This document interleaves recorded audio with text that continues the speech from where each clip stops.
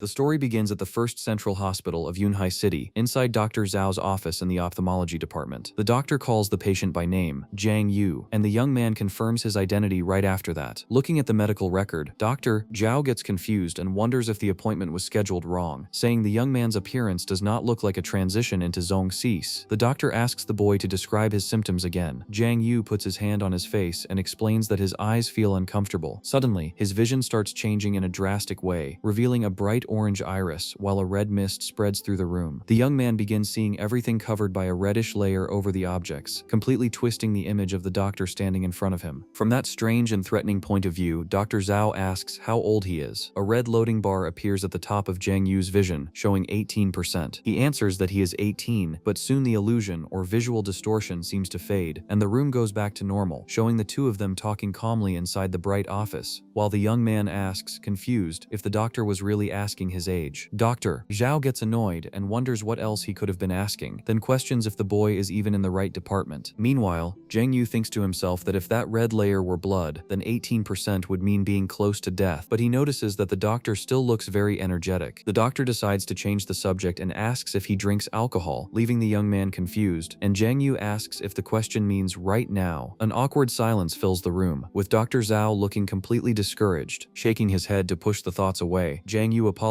and says he got distracted. Dr. Zhao, unable to focus anymore, decides to examine the patient himself. He stands up, grabs a clinical flashlight, and starts looking very closely into the young man's eyes. During the hands-on exam, the doctor asks Jiang Yu to look to the left. He carefully studies the eye structure with the light. In the end, Dr. Zhao moves the flashlight away and concludes, confused, that everything seems normal. Jiang Yu blinks, and when he opens his eyes, his pupil shines in an intense yellow tone, with a small red silhouette inside it. When he looks toward the hospital hallway, a reddish mist covers the area, and strange shadows appear on the ceiling. He watches the people around him and notices something unbelievable floating above the head of every patient and staff member. Red bars with different percentages, as if they were life meters. He walks past a doctor with 96% and smiles from ear to ear, thinking he no longer has to worry about treating a simple case of conjunctivitis. Excited, he concludes that his Midas touch has finally arrived. But while walking back through the hallway, doubt hits him, and he wonders what the real use would be of seeing that mysterious blood-like layer on other people. Jiang Yu leaves the hospital with his hands in his pockets and a toothpick in his mouth, looking at a huge public screen. The announcement talks about recruitment for the Night Patrol Department to protect public safety, saying that 99 years after the Great Cataclysm, the mutants are retreating. He walks distractedly, thinking he can figure out his questions at home, when he notices that his shoelace is completely untied. When he crouches down to tie his shoe, he sees a strange glimpse inside the greenish mist on the ground and starts reading a mysterious floating text, saying that tonight they are going to eat hot pot. Suddenly, a huge crack of green and black energy opens with a terrifying boom right beneath him. Jiang Yu loses his balance, totally disoriented, falling into the void while letting out a nervous smile of pure panic as he realizes the mess he has gotten himself into. Jiang Yu drops into the abyss, and his eyes catch a terrifying glimpse reflected in his pupils. A shadowy creature with glowing eyes appears in front of him. When he pulls himself together, he finds himself surrounded by destroyed buildings under a greenish sky, ruled by a giant moon or orb of the same color. Before he can even understand what is happening, an armed warrior woman charges fiercely through the air toward the danger right beside him. Total chaos breaks out, with a frantic aerial battle between the patrol officers and terrifying winged monsters. Looking around, the young man witnesses a brutal urban war, where soldiers fight everything from huge mutant spiders and serpent-like creatures to giant insects, all showing their own life bars. Swords crash against beasts in a bloody fight for survival among the ruins. As he watches the battle unfold, Jiang Yu is completely shocked and murmurs to himself that the situation looks really complicated. To make things worse, he looks up and notices the colossal sphere of green energy, carrying multiple absurd life bars with the max value of 999,999. Facing that impossible threat, he understands the size of the problem and realizes, terrified, that now is definitely the right time to panic. Everything dissolves like drops in a distorted reflection. Jiang Yu wakes from the trance in the middle of the street, blinking in fear as the bizarre effect of the illusion finally passes. Around him, daily life continues normally at the crosswalk, with people complaining about being late or talking about tasty sweets. The stores along the sidewalk stay busy, full of sale ads and regular movement. The city's virtual signs keep showing propaganda messages about how the Night Patrol Department has been the safe harbor of the citizens since the cataclysm, and how the world is getting more and more protected. As he walks, he passes ordinary people taking care of the elderly and even street vendors offering illegal medicine for a fraction of the original price. The apparent normal life around him can no longer fool him after what he witnessed. chest. Jiang Yu keeps walking, lost in thought, wondering if the city is really as safe as everyone believes. He looks toward the horizon lit by the sunset, and when he notices the colossal life bars still faintly floating in the sky, he wonders if all that peace is nothing more than a carefully made lie. The street vendor grabs Jiang Yu by the shoulder and offers medicine, promising that the products from the printing factory are identical to the originals. With a disgusted expression, the young man snaps back, saying the city is full of monsters, and asking if the man thinks he is the god of medicine, but the guy ignores him and opens his box full of bottles. Jiang Yu jokes by asking if it is free, and the vendor walks away annoyed, saying he will regret it, and asking where those so-called monsters are. Changing his tactic, the boy runs after him with his eyes shining and asks, laughing, if he sells divine oil. Already inside the bus, the young man thinks that charging 3,000 for one bottle of that oil is robbery and that he should report the man to the police. He looks out the window toward the sunset and tries to calm himself down, telling himself that it is just a normal street and wondering why he is getting so paranoid. The bus keeps moving through the city traffic and stops at a regular bus stop. The transport announcement says they have arrived at Huanan Street and tells the passengers to get ready to get off. As Jiang Yu steps down from the vehicle, he feels something strange and becomes alert. Suddenly, a supernatural greenish mist begins spreading through the entire area around him, revealing that danger is still very close. Jiang Yu is still on the bus, bothered by what he saw, wondering if it was just another hallucination. He feels a strange discomfort, adjusts the collar of his jacket, and wonders if he might be going through a second growth spurt. The bus moves away in the sunset, while he decides he needs to check it as soon as he gets home, since that annoying little pain in his chest started a long time ago. Night falls over the huge residential building where the young man lives. After taking a shower, wearing only a towel, he gets a huge scare when he notices a very weird red mark stamped on his chest. He stares at himself in the mirror, completely shocked, unable to understand where that bizarre pattern suddenly came from. Looking closely and touching the design, he feels like he has seen that kind of tattoo somewhere before. He runs to his room, full of shelves, and with a flashlight in hand, starts digging through the books to try to remember if it has something to do with the culprit who attacked him before. Suddenly, a heavy book with the exact same symbol on the cover falls straight toward him, making the boy scream in fear. At the same moment, the mark on his body starts glowing intensely, spreading veins of greenish energy all across his chest, while the room explodes with light and the books fly around him. The green energy burns Jiang Yu's chest, making him scream in pain from the unbearable heat spreading through his body. Desperate, he turns on the cold water to cool himself down, which brings instant relief and calms his skin, leaving only the mysterious mark untouched. When he stares at himself in the mirror, a bar floats in the reflection, shining at 100%, and he gives a confident smile, thinking that now everything is finally under control. But the weirdness is far from over. As soon as he takes a step, he notices something peeling away from his feet. His own shadow comes to life and starts crawling in a sinister way across the bathroom floor. The boy falls into total panic and starts making ridiculous, desperate poses to try to find the missing reflection, until he breathes in relief when he sees the dark outline projected on the wall, blaming the scare on all the crazy things that happened that day. Thinking the shower has finally washed his soul clean, he puts the towel over his shoulder and opens the door to leave the room. That is when his world falls apart again. A fully black human silhouette, with glowing white eyes and a bizarre aura, is standing right in front of him, blocking the way. Jiang Yu freezes while staring at the creature face to face, and, overwhelmed by shock, takes a slow step back, not knowing what to do. Jiang Yu watches the dark creature begin moving in a ridiculous way to follow the order. The figure stretches its arms and makes totally clumsy poses, mixing stiff steps with awkward spins in the middle of the room. Watching that bizarre scene, the young man cannot hold back and bursts into loud laughter at how lame his own living shadow looks. After having fun for a little while, the boy decides to test the physical limits of that connection. He stretches out his arm with his palm open toward the creature, ordering it to come closer. The figure obeys the call and slowly slides across the floor until it touches the tip of Jiang Yu's fingers, creating a distortion of dark energy at the point of contact. At the exact moment of the touch, a sharp, piercing pain strikes the young man's arm, making him pull back with an expression of pure suffering. The mark on his chest starts glowing intensely again, with green veins of power spreading through his body. Jiang Yu realizes that playing with that entity brings real physical consequences, and that fully controlling that hidden power will take much more than simple funny commands. The shadow obeys the order immediately and starts shaking its body like crazy under lights that look like a real neon party. Jiang Yu puts a hand to his head, complaining about an annoying buzzing sound, completely confused about how that bizarre creature managed to appear out of absolute nowhere in the middle of his room. Suddenly, an intense blue glow bursts from the young man's chest. A kind of greenish virtual roulette starts spinning at high speed right in front of his eyes, opening a holographic system attribute panel panel. He breaks into a huge smile when he notices that the creature has its own profile and a skill called Shadow Devouring Shadow. Curious about the new feature, Jang Yu clicks one of the interactive buttons on the screen. A detailed description appears, revealing that the figure shares his memories and strength, and it even gives him a tip to make it exercise if he wants to get unexpected gains. While Jang Yu analyzes everything thoughtfully, the shadow keeps going wild on the improvised dance floor right behind him. Jang Yu starts studying the creature more carefully, intrigued by the fact that it has no physical body and cannot speak. The dark figure stays completely silent. Curious, the young man asks if the shadow really has all his memories, and the entity answers only with a firm nod. Thinking he can take advantage of the situation to get out of his responsibilities, he runs excitedly to the desk in his room. He holds out a sheet full of complex math equations and orders the shadow to come over. With a sly little smile, he explains that this is his summer homework and asks the figure to take a look at it. Right after that, the young man holds out a pen and asks if the creature can hold the object. To test the shadow's consistency, Jang Yu starts poking the top of its head over and over with his fingers, finding it pretty disturbing that it has no clear physical form. Even though it is intangible to his touch, the shadow surprises him by managing to press the pen against the paper. It even writes the first character of the solution, but then freezes right after that, staring fixedly at the page. Jang Yu, not understanding why it stopped, immediately asks why it quit writing. The shadow scribbles a messy ideogram, making it clear that it does not know how to solve the math problems. Jang Yu gets furious when he sees that the figure failed and complains that the whole memory sharing thing is pure nonsense, since he himself could solve the question in the blink of an eye. Thinking about it better, the young man laughs to himself when he figures out that the creature inherited his memories, but not the intelligence needed to understand the school questions. With a sudden spark in his mind, he decides to test the other functions of this bizarre thing. The boy orders the shadow to write non-stop, and the creature turns into a real scribbling machine, marking up the page at high speed. Seeing that, Jang Yu's eyes turn into money symbols, and smoke comes out of his nose as he imagines the huge profit he will make by selling copied books instead of spending the day studying. Excited by the chance to get rich, the boy starts messing with the virtual panel to discover new uses for his personal ghost. He clicks on the Skills tab and opens the description of the command Shadow Devourer. The text reveals that the entity can extract points from any darkness to become stronger, or even break down lifeless objects. Intrigued by how this creepy power works, Jang Yu gets thoughtful, trying to understand if the process requires physical contact with the target or only with the shadow of things. Jang Yu looks around, curious to understand how this ability to devour darkness really works, and whether he needs to touch the objects or their shadows. Deciding to test it, he goes to the corner of the wall, crouches down, and presses his palm directly onto the darkest part of the floor. With a confident little smile, the young man swears that this way he will be able to suck up all the dark energy from the place. The boy presses his fingers against the floor and focuses his power, but it backfires, and absolutely nothing happens. Sweating nervously, and looking totally embarrassed, he starts complaining that this weird power should have at least come with an instruction manual or a beginner's guide. That is when his eyes suddenly transform, and the system unlocks the skill Shadow Pupil, allowing him to see and even enter the so-called dark side of the world. Through this new vision, the panel projects a twisted and sinister dimension full of bizarre monsters in the background, making the young man wonder if that is the same strange place he saw before. Half resigned, Jang Yu takes a deep breath and thinks that the only way is to go step by step and see what happens. But before he can even take the next step, the space around him starts spinning in a bluish vortex, leaving the young man completely shocked and unable to react. Jang Yu gives up on making the creature study and decides to test the system's tip about physical exercise. The young man orders the figure not to copy anything yet, and to do a few push-ups first so he can check its performance. The shadow stays silent for a brief moment, still holding the pen, until it starts stretching and liquefying in a completely bizarre way over the bedroom rug. The figure simply melts and sinks into the floor, disappearing completely right before his eyes. The young man gets a huge scare and starts yelling desperately around the room, asking where the creature went and where his shadow is. He panics and looks everywhere, shouting for it to show up already. Meanwhile, outside the large residential building, the night stays silent under the moonlight. Suddenly, a crack of dark bluish mist tears through the air right behind the young man. The shadow reappears in an imposing way, floating out from inside that dimensional rift. Jang Yu turns around with a jump and, with a comic drop of sweat on his head, places a hand on his forehead, totally annoyed, asking with a blank look if the creature had been in that place the whole time. Jang Yu watches the creature hold the pen and starts scribbling fiercely in the notebook, ripping the paper apart completely. He waves his hand dismissively and concludes that, if things are like this, maybe it is better to send the shadow to train directly in that dark side of the world. The figure agrees with a firm nod. In the blink of an eye, the dark entity breaks apart into smoke and sinks straight into the bedroom floor, disappearing from sight. Alone in the room, Jang Yu lets out a long sigh of disappointment when he realizes that his great idea went wrong. With no other option, he settles into the chair at the desk. He grips his own pen with a serious and determined look. The young man murmurs to himself that now it is time to face real hard work. The night passes, and the next morning wakes up bright over the huge residential building, with white pigeons flying freely through the blue sky. The computer monitor stays turned off, while the soft sound of snoring echoes through the room. Jang Yu ended up falling asleep on top of the drawing tablet, drooling with flushed cheeks and letting out little laughs while dreaming. In his daze, he mutters about lamb, grilled chicken, and kimchi soup, asking for a pen so he can draw the banquet table. Suddenly, firm knocks on the door break the silence and make the young man open his eyes wide. Waking up with a start, he stretches in the chair, complaining that sleeping face down destroyed his back, right when a voice outside yells for him to open the door already. Grumbling about how rushed that person is, he stretches out his arm and turns the doorknob. When he opens it, he comes face to face with Lu Yao, his childhood friend, classmate, and devoted fan, holding her phone. Jang Yu lets out a confused huh because his system vision focuses directly on a floating bar above the girl, making him wonder why her HP has dropped a little to 93%. Looking at the clock on the wall, he quickly understands the situation and concludes that the time perfectly explains her tiredness. Jang Yu asks in confusion why she came so early. Lu Yao rushes into the room. She says she saw him planning a new drawing the night before and demands to see his art collection. Before she can look at anything, Jang Yu slams the door shut right in her face. Outside, the girl complains that he did not need to lock the door like that just because he did not want to show the drawings. Meanwhile, the door frame cracks from the young man's supernatural strength. Inside the room, wrapped in a mystical aura, Jang Yu looks at his own hands in fear. On the other side, Lu Yao is shocked, completely frozen. She stares at her friend from head to toe with shining eyes and asks, impressed by his new build, if he changed bodies. Lu Yao stares at him with her jaw dropped and asks if he has been going to the gym lately. Totally confused, she puts a hand on her head and grumbles that it makes no sense, since he has always been a shut-in who has not done even a tiny bit of exercise in years. Unable to hold back, she stretches out a finger and pokes his ribs to check if it is real. Jang Yu gives a sly little smile when he notices her shock. He tries to cover it up by saying he has been lifting bookshelves every day, but the girl does not buy the excuse and pulls up his shirt all at once to see his defined abs. While Jang Yu turns completely red and embarrassed, he thinks to himself that the training done by his shadow in the other world was transferred straight to his body. Lu Yao keeps staring at that perfect six-pack with red cheeks and says he is lying, because nobody can get a result like that overnight. With a serious and worried expression, she warns that her father has dealt with bizarre cases before and begs Jang Yu to be careful, saying there are things that should not be touched and that there is still time to turn back. Already kind of tired of the lecture, the young man looks away and complains that she talks too much. Lu Yao moves forward and firmly grabs Jang Yu's arm. Startled by her sudden reaction, the young man demands to know what she is doing, afraid that the girl is about to use some kind of lethal weapon against him. With a quick movement, she pulls out a technological bracelet and locks it around his wrist. While ordering the young man not to move, she explains that it is a device used to measure the pollution index. In front of the numbers blinking on virtual screens around him, she explains firmly that eliminating alien races, consuming strange objects, or building up resentment can cause this contamination. If the energy is not purified in time, the buildup can turn a human into a completely abnormal and monstrous creature. At first, Jang Yu mocks the situation, thinking to himself that his ability comes straight from the mark on his chest, so there is no way he could carry pollution. However, his smile disappears when the bracelet starts releasing blue electric shocks. The device reacts violently to the dark energy concentrated in the young man's chest. To make the situation worse, Lu Yao pulls out a real gun, taking a threatening stance with her eyes shining in the darkness. Jang Yu falls into total panic when he sees the pistol pointed at him and screams desperately, begging her not to kill him. Gritting his teeth and using as much strength as possible, he tries to hold back the spread of the darkness so the girl will not discover the truth, determined to stop that anomaly inside his body immediately. The technological bracelet flashes with its digital circuits and suddenly stabilizes. Looking at the screen, Lu Yao concludes that the result seems normal and starts spinning the pistol around her finger with the coldest attitude in the world. Jang Yu gives a nervous little laugh in the background, unable to believe that, even after saying everything is fine, she had just pointed a loaded gun at him. The young man lets out a heavy sigh of relief, feeling his whole body relax after the huge scare he just went through. Putting the item away, the girl seriously explains that her father taught her to be extremely careful with any suspicion. To quickly change the subject, Jang Yu makes a joke and asks if she wants to take a look at some drawings he made of famous comic book characters. The tactic works right away, and Lu Yao completely changes her attitude, opening a huge excited smile and demanding to see the illustrations immediately. The young man can only stare at all that excitement with a blank look. The girl's demand echoes loudly through the apartment walls and the building hallway, with her yelling that she cannot wait anymore. As soon as his friend leaves, Jang Yu throws himself onto the bed, exhausted, thinking about how dangerous that was and how he barely managed to get away with it. A little calmer, Jang Yu stretches out his finger and activates the blue holographic system panel to check his abilities. The virtual panel pops up in front of Jiang Yu, revealing that his shadow spent the whole night training hard on the dark side of the world after absorbing darkness points. The boy's jaw drops at the system records, seeing that the creature went all out doing push-ups, boxing, and weird weightlifting while he slept. Suddenly, the figure rises again from a black puddle on the bedroom floor and materializes right in front of him. Amazed, the young man celebrates because he can already feel the absurd effects of all that muscle training in his own body. But he does not want to stop there. With a confident smile, he decides to make things harder and demand even more insane exercises. The young man turns into a real drill sergeant and starts shouting orders, demanding push-ups, fast planks, and even push-ups using only 2 fingers on one hand. The shadow obeys at lightning speed, mixing martial arts moves with the human flag position stuck against the doorframe. Full of energy, Jiang Yu yells for squats and immediately orders the ghost to imitate Spider-Man to raise the difficulty level all at once. Outside the door, Lu Yao hears Jiang Yu calling out an insane list of exercises like L-sit leg raises, running with weights, and sit-ups. She lets out a relieved sigh, realizing that he really was just training hard and that her suspicions were pure exaggeration. With a little pout, the girl decides to let it go and go home to read some comics. On the first day after getting his creature, on January 20th of year 99 of the disaster calendar, Jiang Yu walks down the street, acting like he is the greatest. He realizes that while his ghost trains all night without getting tired, his own body keeps getting stronger without any effort. Proud, the young man thinks it would be way too shameful to get comfortable with his current situation while being so young. The next day, he makes the shadow work even harder, and the result the following morning is an absurdly ripped body. The boy even jokes in his mind about whether he could already knock out Lu Yao with a single punch, but he focuses on keeping up the pace. That is when Uncle Lee, a big man who works in the night watch, arrives at the place and complains about how slow the young man is to open the door, without noticing anything strange about him. Jiang Yu watches Uncle Lee carry a bag with the only arm he has left and thinks to himself that, since the veteran is getting old and weak, his current strength would be enough to defeat 3 men like him and 10 girls like Lu Yao with a single hit. On January 23rd, the young man stays focused in his room, determined to give it his all and work even harder to evolve. He refuses to just lie around and stay stuck, knowing that life cannot keep going the same way if he wants to reach extraordinary abilities. In the following days, the routine takes over. On January 24th, while his shadows split up into frantic training in the background, Jiang Yu calmly relaxes while scrolling on his phone. The same dynamic repeats on the 25th, with the ghost training hard while the young man finishes his tasks with total ease. On January 26th, Jiang Yu decides to take the initiative and do a simple 10 push-ups by himself on the living room floor, leaving the rest of the heavy work for the shadows to keep doing on their own. When he checks his status on the virtual panel, Jiang Yu finds it strange that the growth rate of his shadow points has been very slow, requiring a huge effort just to gather 8 points. He notices that he needs 10 points to activate a new character transformation, and concludes that, at this pace, it will take way too long. That is when a bold idea appears. What if he crosses over to the dark side himself to speed up that evolution? Without hesitation, dense dark energy starts rising from the floor and completely wraps around his boots. The black figure expands into a mystical spiral in the middle of the room, pulling the young man into another dimension. Jiang Yu falls through the void surrounded by blue flames and greenish sparks, passing through the dimensional portal. When he finally opens his eyes and stabilizes himself, he looks around, intrigued, realizing that the dark side looks exactly like an identical and shadowy version of his own room. With a firm thud, Jiang Yu's feet touch the ground of that new dimension, revealing a completely bleak scene surrounded by huge dark buildings. Relieved to finally get out from between 4 walls, he brings a hand to his forehead with an awkward smile, staring at the gray vastness of that mysterious alley. However, it soon clicks. In the real world, he could not even get past his front door, which means he can only access the dark side from outside his real room. Walking down an empty avenue full of abandoned cars, Jiang Yu is shocked to notice that the place seems like an identical copy of reality. Suddenly, a monstrous figure appears in the shadows, stalking his steps with pure bloodlust. Jiang Yu looks back, intrigued, thinking he has found another person, and naively asking if the stranger came to help. The answer comes in the form of a bizarre roar and a violent slash from a colossal scythe charged with crimson energy. The young man lets out a huge scream of panic and throws himself onto the asphalt with everything he has, managing to dodge the deadly blade by a hair. While he tries to recover from the scare on the ground, the creature with glowing red eyes and sharp teeth charges fiercely, roaring loudly and ready for the next attack. Jiang Yu desperately dodges an insane sequence of crimson strikes. In the middle of the chase, he stretches out his arm and summons his shadow magic circle. The blue portal shines on the ground, and the young man dives back in, falling headfirst onto the floor of his own room. He appears upside down on the floor, with his pants ripped and his butt showing, grumbling that it was way too close. Placing a hand on his chest in fear, Jang Yu wonders what that bizarre creature was and why it attacked him out of nowhere. Soon he opens a confident smile, thinking that his recent training made him flexible and that the monster could not really hurt him. Holding a piece of iron, he swears that idiot tried to kill him and that he will never show it any mercy. On January 28th, Jang Yu goes back there and faces his first serious fight, but ends up getting the worst of it. On January 29th, during the second battle, his revenge fails again, and he almost breaks his ribs. On the 30th, the monster scratches his backside 3 times, taking 6% of his HP. On January 31st, Lu Yaoyao ends up putting ointment on his injuries at home. Suspicious, she asks if he has been fighting in the street, but the young man just gives a sarcastic smile and replies that scars are a man's medals. Lu Yaoyao immediately fires back, laughing and asking if his medal is on his butt. She presses the wound hard, making Jang Yu scream in pain. With a serious look, the girl warns that he is getting arrogant just because his body has become stronger. She reminds him that there is only 1 month left until the test. Jang Yu gets startled by the deadline, and she confirms that it is the state martial arts exam. In that era of disasters, the culture and art industries have completely collapsed, leaving artists at the bottom of society. Entertainment lost its place to national matters, turning the night guards who fight on the front line into the people's biggest stars. To become one of them and change his life, passing that test is essential. While treating the scratches on her friend's arm, Lu Yaoyao admits, with her head lowered, that she actually does not want to take that exam. Biting her lips nervously, she confesses that her real wish is to study music. Jang Yu says she should go for it, asking if her father would be against it. He considers that the disapproval makes sense, since the girl's father is a high-ranking executive in the Night Watch department, making her choice a true act of rebellion against the traditional public service path. Lu Yaoyao keeps applying the medicine to his skin and says that the problem is not even her father's disapproval, but something much worse. She asks him to keep it secret and reveals that the laws have changed drastically. Starting this year, anyone who meets the minimum requirements is legally forced to sign up for and take the feared martial arts exam. Jang Yu gets upset and remembers that, in the past, the student's choice was respected, allowing those with average grades to take only the general exam. The girl sighs and explains that the pressure on the night guard has increased too much, so she will inevitably have to march toward the exam. The young man swallows hard, remembering that mysterious bottle she brought, and how it almost made him expose himself. He imagines the day of the test with snipers machine gunning targets with surgical precision, and realizes he would never be able to hide his secrets there. Even tense, he tries to calm himself by thinking that his shady virtual guide would not throw him into a trap like that. Curious, he asks if the reagent she used works to scare away alien species. Lu Yaoyao laughs and says that is impossible, since it only works to detect aliens and supernatural beings. Then she adds, in a creepy tone, that if he runs into a truly bizarre creature, his only option is to run as fast as he can and make an emergency call before dying. The boy freezes instantly, and the two stare at each other in a heavy suspenseful silence. Ready to leave now that his wounds have closed, Lu Yaoyao is stopped by Jang Yu, who asks if her family has documents with basic knowledge about the paranormal. Suspicious, she asks if he plans to take the public exam, and the young man dodges the question by saying that, since the test became mandatory, he just wants to find out early if he has any talent. Lu Yaoyao points her finger right in his face, very angry, demanding the truth, and Jang Yu gives that nervous little smile while making up that his real plan is only to collect data to create a comic story about superhumans and alien blood. Lu Yaoyao gets super excited about the comic idea, moving very close and demanding that he tell her everything right away. Jang Yu even gets a little embarrassed by her reaction and starts improvising the plot right there on the couch. He makes up the story of a skinny boy named Ben who suffered bullying but ends up being chosen for a super soldier project, becoming Captain Bean. He continues the parody by saying the hero only went to high society parties until the city was invaded by Pink Skull with a blue cosmic cube, leaving the girl fascinated. Since they live in the same village, the two go straight to Lu Yaoyao's house right after that. She tells him to wait in her room while she goes to her father's room to get the reports about the paranormal. Alone in the room decorated with a teddy bear, Jang Yu starts snooping around and finds a very suspicious manga on the bed. When Jang Yu opens the magazine, which focuses on a forbidden romance between siblings, Lu Yaoyao suddenly comes back and freaks out from embarrassment. Completely red, she snatches the comic from his hand, swearing that a friend left it there and that she never even read it. She scolds him, telling him to stay still and not touch anything, while the young man only smiles quietly in his corner, thinking about how she is still innocent and completely harmless around other people. Looking at the guitar in the corner, Jang Yu remembers that Lu Yaoyao has loved music since she was a child and never had the courage to throw her old things away. Back then, she always bothered him to listen to her songs, even though he did not care about that at all. An old radio playing cassette tapes brings back childhood memories from when they played together and she got scared by his ghost pranks. She even comments in surprise, asking asking since when he started liking music. Coming out of his thoughts, Jiang Yu shrugs. Lu Yao jokes that of course he would not even know how to recognize musical instruments. Right after that, she tosses a device into his hands, telling him that everything is in there and that he can take a look himself. The young man puts the virtual reality visor over his eyes. The device lets out a technological beep and starts loading the data directly into the interface. In an instant, a strong bluish energy wraps around him and throws him into an immersive simulation. Jiang Yu opens his eyes and finds himself floating in a vast cosmic space full of huge glowing eyes all around him. A system screen says that this virtual reality represents the abyss, an unknown world full of taboos and dangers, considered the true source of all disasters. Informational screens float through the virtual space, revealing that the alien species born there are cruel and seek to destroy the real world. Jiang Yu watches in shock and wonders if those exotic creatures are like the monster he saw at the hospital that day. The report explains that between reality and the abyss, there is the shadow layer, the dark part that seeps into the real world. Before the rifts fully opened, the monsters invaded through that layer, and even with the strict control of the night guard, some of them managed to escape. The scene changes and projects huge buildings, revealing that the shadow layer resets every 2 months to copy the real city. During these updates, the number of aliens rises drastically, requiring immediate cleanup. Since the dimension weakens human combat ability, warriors above the 4th level are not recommended to enter it. The normal field of vision inside the shadow is only 3 to 5 meters, expanding as a person's strength grows. On top of that, the place is extremely polluted and can turn humans into bizarre entities if they stay exposed for too long. Jiang Yu finds the warning strange, remembering that Kei Ying Tong did not feel any discomfort when she was there. Suddenly, a massive and terrifying hologram of a cosmic creature materializes right behind him. Jiang Yu senses the danger and looks back in fear at the same moment. The simulator perfectly recreates the fury of the alien species, which cracks the ground with a devastating strike covered in golden light, testing the young man's reflexes in the very first second of immersion. The brutal attack in the simulation makes it clear that, to face alien species head-on, someone needs to control an equal kind of power. The system explains that, for this, a person must become an extraordinary. Jiang Yu is fascinated when he sees the projection of a muscular warrior wrapped in pure energy, already imagining himself all strong if he manages to pass the martial arts exam. But the cold shower comes right after that in the report. He discovers that extraordinary people are basically humans who control that energy, but also end up being corroded by it. It is a constant battle against pollution and biological mutation. When an extraordinary dies, the chance of fully turning into an aberrant creature is huge. Because of that danger, the rule for anyone who realizes they will not survive is frightening. The warrior must use up every last drop of strength in battle before dying. Faced with the image of a colossal, shadowy monster that appears to show the horror, Jiang Yu cannot handle the pressure and rips off the virtual reality glasses with his heart pounding. Lu Yao, not understanding anything, asks what happened. The young man hides his trembling by saying it was just too much information to process all at once. Then, getting back his usual boldness, Jiang Yu gives a small grin and asks the girl to massage his back. The young woman's eyes turn icy right away, completely annoyed, and she tells him to repeat what he said if he has the guts. Jiang Yu quickly enters negotiation mode and tries to calm the beast by promising to make 3 original Ultra HD drawings exactly the way she wants. Lu Yao accepts the bribe and agrees to give him the massage, but soon finds his back strange. She asks why everything is so hard there, and he brags that he has been training and that his neck is pure muscle. Curious, she asks if he has also been doing sit-ups. Jiang Yu gives that smug smile, teases her by asking if she wants to take a little look, and lifts his shirt all at once. Right when the girl is poking his ripped abs, the bedroom door opens with a dramatic snap. It is her father, the terrifying Uncle Lu, who walks in surrounded by a flaming aura of pure rage after catching the compromising scene. The mood becomes absurdly heavy, and everyone ends up at the dining table for a very unfriendly conversation. Jiang Yu tries to hide his panic by stuffing his mouth with rice while peeking sideways at the scary father-in-law, but Uncle Lu is chewing even the bones of the meat with a psychotic stare aimed straight at him. Lu Yao, desperate, tries to step in and says her father misunderstood everything. The man fires back furiously, growling that what he saw with his own eyes could not be wrong, leaving his daughter stuttering with no reaction. She pokes Jiang Yu on the head and tells him to say something to fix the mess. The young man decides to take the blame and in an act of pure desperation, drinks an entire glass while saying he will punish himself by drinking 3 times and that the older man can do whatever he wants with him afterward. Uncle Lu grits his teeth with burning rage and finally explodes. He flips the table into the air, yells that the boy is very brave, and tells his daughter to get a knife from the kitchen, while Jiang Yu runs away screaming that it is all a misunderstanding. Jiang Yu starts remembering the past, thinking about how he and Lu Yao Yao have liked each other since they were little, despite having opposite personalities. While he was seen as a troublesome brat, she was always the polite and smart girl. Even so, for some reason, she loved playing with him and went along with any silly kid idea. Deep down, he thinks it all started because he protected her from bullies when they were children, making her think he was super brave and strong, even though he got beaten up and she cried from worry. She joined him in everything, even when they pretended to be street kids as a joke, which always ended with Jiang Yu getting a huge smack from Uncle Lu for going around telling lies. Back in the present, tension fills the room, since Uncle Lu never wanted the two of them together and always watched the young man with great suspicion. The man pulls out a cigarette and coldly lights it under his daughter's tense gaze. With eyes glowing with pure fury, the father confronts the boy and asks what the hell he was doing in there with her. Sweating cold and scared to death, Jiang Yu immediately salutes and explains in a panic, saying he was only researching reports about aliens and supernatural people. Uncle Lu stares at Jiang Yu with a deadly look, while Lu Yao Yao tries to ease the situation with an awkward little laugh and sticks out her tongue. The man's mood suddenly changes. He gives an ironic smile and comments on how spoiled his daughter is. He crosses his arms and directly asks the boy if he knows why the government forbids students from learning about these supernatural subjects before the right time. Jiang Yu admits, sweating cold, that he has no idea. Taking a drag from his cigarette, the older man seriously explains that the human soul is unstable and prone to going off track, and that pure despair can drag someone straight into the abyss. That makes it dangerous to reveal these truths to just anyone. Without an absurd amount of willpower, any small crack in the mind becomes the perfect opening for alien races to take advantage and destroy the person. That is why strict qualification tests exist before the official exam, making sure only people with flawless physical and mental health come into contact with the supernatural world. The path to controlling superpowers is long, full of danger, and demands an unusual amount of patience. Looking at his cigarette, Uncle Lu laments that even with support devices, many people still lose control of their abilities every year. He ends the lecture by warning that, out of pure concern, he does not recommend that the young man get involved with this. Jiang Yu thanks Uncle Lu for the advice, but firmly explains that there is no way to escape this year's comprehensive military exam. He adds that the best thing is to trust himself, and that having someone reliable nearby helps a lot when the world is falling apart. The older man grumbles thoughtfully, until his phone starts vibrating. From the other side of the line comes the call. Commander Lu, shadow level, urgent mission. He accepts immediately. Before leaving, the man throws a deadly look at Jiang Yu, and warns that if he does anything stupid while he is gone, he is dead. The boy slaps his hand over his chest and swears he will never mess up with Lu Yao Yao again, leaving the girl furious and spitting fire in the background. She jumps at his neck, squeezes his cheeks, and yells that they never did anything wrong before. Later, the city streets come alive with red lanterns and families walking around in a festive New Year mood, with children eating sweets on sticks. Jiang Yu walks alone through the shops, looking at a large night guard billboard about protecting the Sea of Clouds. He regrets only being able to get a basic look at that secret information. Holding a bottle he bought at the market, he lets out a long sigh, aware that, because of Uncle Lu's temper, those paranormal files will vanish from the map and be locked away tightly from now on. Jiang Yu is shopping at the market when he gets a call from Lu Yao Yao, who stammers while asking him to buy eggs and milk. He immediately catches her shyness and teases her with a sly smile, saying that if she wanted pads, she could have just said it openly without stuttering. Walking back with the groceries, he reflects that there is only 1 month left before classes start, and that his shadow training is working better and better, but soon he will need practical exercises. He notices that the fight against the aliens is being heavily promoted, and that this year's martial arts exam has increased the number of spots. When he enters an alley under the full moon, a bad feeling hits him hard, and he senses that something terrible will happen in the world soon. Determined to focus on fighting the alien races to improve in combat, he is suddenly caught off guard when dark energy starts rising from beneath his feet, twisting reality. In the blink of an eye, the scenery completely transforms into the sinister greenish shadow layer. Frightened, Jiang Yu comes face to face with a mysterious bar floating in the air at 14% and goes on full alert, alone in the middle of that bizarre dimension. Jiang Yu sees a man staggering through the dark alley, covered in blood and with strange wounds all over his body, while that mysterious 14% bar floats above him. Looking closer, the man's face is cracked all over and lifeless. The young man jumps back in fear when he recognizes his neighbor, unable to understand what he is doing there nightmare in that dimension. Suddenly, the man collapses face first onto the cold ground. Jiang Yu watches the motionless body, but soon a trail of dark red smoke starts rising from the corpse. Nearby, in the corner of the alley, two small children appear curled up and hugging each other in terror. Witnessing the horror, the evil energy expands, and the bar jumps to 24% when a frightening shadow monster emerges from the body, revealing sharp teeth and a red glow in its eyes. The creature turns into a demon covered in black robes and floating spikes, letting out a bizarre roar. Jiang Yu clenches his fists in rage and, glaring at the aberration, shouts in anger, asking if it is the one responsible for all of this. The purple-haired young man walks through the night, exhausted, grumbling about the overload of administrative work at the night department, and regretting that he signed up for the comprehensive military exam. Suddenly, a dark vortex appears in the alley, and the desperate cries of two children begging for help cut through the air. He panics, unable to understand how aliens manage to drag civilians straight into the dark side. Even terrified, instinct takes over. He runs, stretches out his arms, and manages to grab the children's hands at the last second. But the force of the portal is way too violent, and he ends up being sucked in along with the little ones. The three of them fall straight onto the cold ground of the bizarre shadow layer. Desperate, and without any weapon or protective gear, he grabs his head, knowing that entering that place with nothing is basically a death sentence. Before he can think clearly, a trail of red energy cuts through the air like a giant blade, forcing him to dodge while the children scream in terror during the sudden attack. The purple-haired young man grits his teeth and barely dodges a cutting strike, realizing in horror that the rift they came through has disappeared for good. Looking around, he swallows hard and notices a monstrous silhouette emerging from the shadows. Because of his office work, he has even forgotten the basic moves he learned in military training, making the situation even more desperate. To make everything worse, two defenseless children cry loudly, begging to go home. He swallows his own fear, presses a button on his watch, and activates a technological distress signal that starts glowing. With a forced smile to give them confidence, he hands the protective device to the girl, explaining that it will reduce the environmental pollution on them. He knows that giving the device to the kids is their only chance, leaving his own fate in the hands of luck. The children look hopeful, and he gently asks them to stay hidden and wait for rescue, while he prepares for the worst. The purple-haired young man tells the children to hide and turns around to face the danger, knowing that he has a huge problem to deal with. In front of him, the shadowy creature lets out a monstrous roar, its red eyes glowing with pure rage. The young man's mind flies back to the past. He remembers when he turned 18 and passed the military exam to enter the university's superpower department. In his first year, he trained hard, lifting weights to the limit to build a solid base and try to become an elite fighter. In his second year, under his teacher's guidance, he even defeated a low-class alien creature. But reality hit hard. In the world of superpowers, raw effort does not beat natural talent. He ran into his limits, failed to stand out, and ended up being transferred to the support division, becoming an ordinary employee of the Night Guard. Back in the current fight, he wraps his hands in a hurry, trying to recover the forgotten techniques while dodging the creature's fast attacks. Analyzing the enemy, he notices the four eyes, bizarre limbs, and semi-animal shape, identifying the monster as an advanced middle-class first-level alien. The beast charges with everything it has, releasing a deafening scream that echoes through the whole alley. The purple-haired young man prepares for the worst, moving forward with steady steps against the beast. Suddenly, a bizarre piece of flesh is thrown and violently smashes into the ground. The monster charges, delivering a devastating blow, but the young man manages to jump, using a quick burst of speed to counterattack in the air. He lands a punch charged with energy right in the creature's face, making it roar in pain with its teeth exposed. Excited that he landed the hit, he feels adrenaline rise and opens a confident smile, celebrating that the old familiar feeling of battle has finally come back in full force. But the joy does not last long. In the blink of an eye, the monster reacts with terrifying speed, leaving the boy unable to respond. He is hit directly by a trail of dark red energy and is violently thrown backward from the impact of the devastating strike. Lying on the ground and coughing blood, he struggles to get up, frustrated that his mind tried to dodge while his heavy, out-of-shape body simply did not obey in time. The alien gives him no break and attacks from above, unleashing a relentless sequence of quick slashes that surround the young man from every side. The purple-haired young man runs desperately while dodging the beast's attacks. He feels his body growing heavy, as if he is being stabbed by needles. Tightening his bandaged fists, he realizes that he needs to end this quickly. With no time to waste, he decides to use his dark blindness power. Dark energy bursts from his hands straight toward the creature, which roars furiously after being hit. The effort costs him dearly. He coughs blood and feels the terrible effects of spiritual pollution rising up his neck, something unavoidable for someone weak like him whenever he uses his gifts. Even worn out, he decides to give everything he has and not back down. The monster charges fiercely in the blink of an eye and lands a brutal hit straight on him. The violent impact throws the young man far away, making him roll and crash onto the ground surrounded by a cloud of dust. Completely exhausted and bleeding from the mouth, he tries to pull himself together while cursing that damn look from the creature. The purple-haired young man watches the monster's speed in frustration, realizing it has already gotten used to his powers. He knows that any student from the university's martial arts department could finish off that middle-class creature with one hand, but for him, the task has become impossible. The difference in talent hurts, but as a night officer, he refuses to take even one step back. In the corner of the alley, the two children watch everything in horror, with nothing left for them to do but wait. The monster charges with a brutal slash and tears through the young man, making blood spray everywhere. He falls defeated onto the broken ground,